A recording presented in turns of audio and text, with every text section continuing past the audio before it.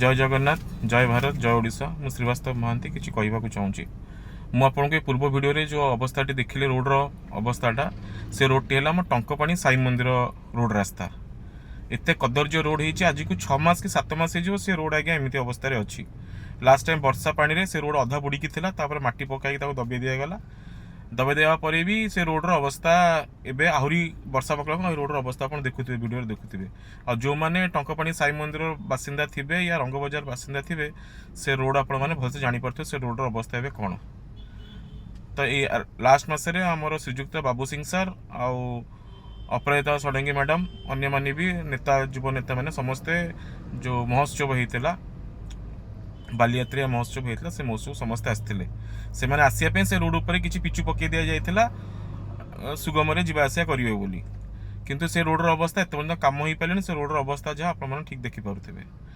तो मु ओडिशा सरकार आउ श्रीजुक्त बाबू सिंह सर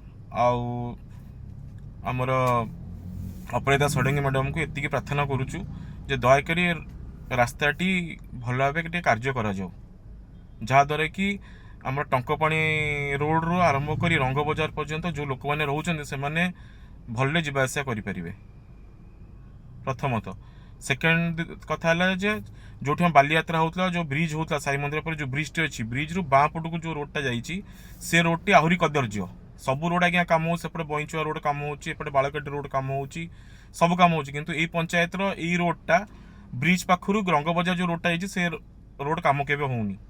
आज को 3 वर्ष है से रोड सेमती पड़ी रही मुझे देखिए 3-4 वर्ष तो हो दयाकोरी से रोडटा टे कम करूँ से रोड रे टिके लाइट स्ट्रीट लाइट टिके लगे व्यवस्था करूँ जहाद्वारा कि से जगह पूरा अंधार होकर रोचे बहुत एक्सीडेंट भी से जो हो से रोड कम टिके हो स्ट्रीट लाइट लगा जाओ एवं रंग बजार रू जो रोड बालियंत भी जाऊँ सेठी भी स्ट्रीट लाइट लगा जाओ। तो ये ध्यान दि जाए कम उपर ध्यान दि जाऊ। मु आपण मानक हाथ जोड़ी अनुरोध करुच्ची ये जिनसटी करा जाओ। एति रही धन्यवाद।